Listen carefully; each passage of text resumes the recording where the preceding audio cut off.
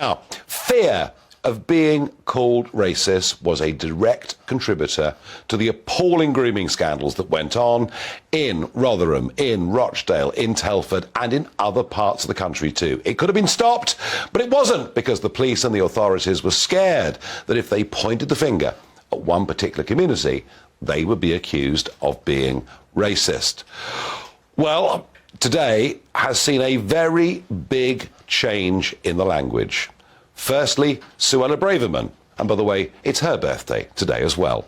Suella Braverman saying, in the vast majority of cases, it was British Pakistani men who were causing the abuse, and the Prime Minister being equally strong, saying political correctness must not hold us back from dealing with the perpetrators. Now, this sort of language we wouldn't have seen under the premierships of Boris Johnson, Theresa May or David Cameron. They are now really starting to talk tough. They're going to set up a task force to deal with it. Now, that phrase does make me rather think back to the days of Tony Blair, but they will also be doing their best to force people working in children's services that if they see any hint or suspicion of grooming, they are to report it. So there are some actions that are being proposed here.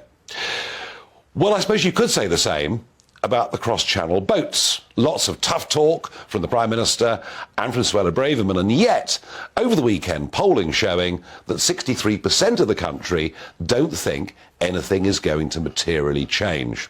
So the question on grooming gangs is, will the tough talk lead to action?